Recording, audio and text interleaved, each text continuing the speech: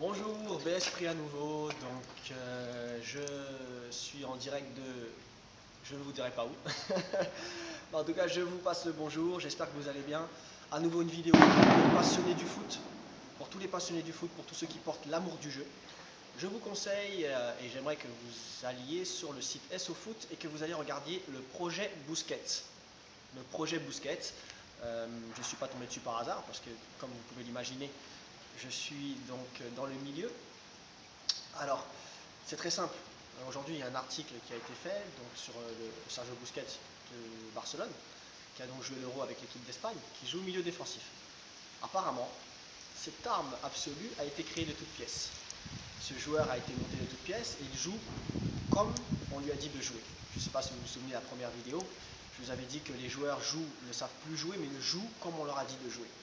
Et ce joueur-là, il a été modelé comme on le voulait. Ça veut dire qu'ils ont fait de lui un joueur défensif qui va non pas faire de montée, ni de grosses frappes, ni ce genre de choses, qui ne va pas être efficace dans la finition, mais qui va servir à épauler Ravi au niveau du milieu de terrain et qui va être efficace dans les passes. Vous voyez? Donc il va essayer de perdre le moins de ballons possible et qui plus est, va essayer de faire déjouer l'adversaire de Sergio Busquets.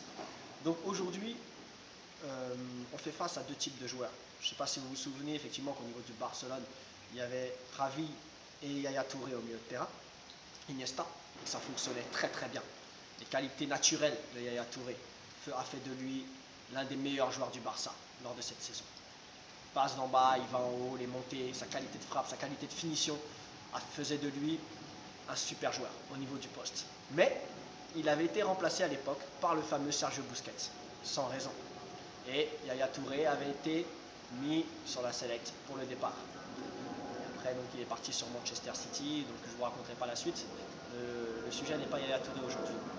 La seule chose qu'il faut voir, qu'il faut savoir, qu'il faut comprendre, c'est qu'aujourd'hui, on met des joueurs en place qui n'ont pas les qualités naturelles, mais qu'on forme pour qu'ils puissent intégrer un système. On apprend à un joueur à jouer comme on veut qu'il joue pour l'intégrer dans le système qu'on a décidé de mettre en place. Donc, ce joueur-là est tout simplement un robot. Vous vous souvenez, comme je vous ai dit, les joueurs, on les empêche de jouer, on les bloque. Voilà, on y est. Donc, les joueurs qui ont les capacités naturelles de jouer, soit ils ne passent pas. Et on en connaît beaucoup de joueurs qui sont sur la touche, qui ont ces capacités naturelles et qui ne jouent pas. Après, il ne faut pas s'étonner qu'il y a du dopage. Si on prend des joueurs qui n'ont pas les capacités, c'est normal qu'ils soient obligés de prendre des compléments pour être au niveau. Il ne faut pas s'étonner après. C'est simple, il y a des joueurs qui font des choses naturellement et d'autres qui le font parce qu'on leur dit de le faire comme ça. Tout simplement. Je vais finir par une petite phrase.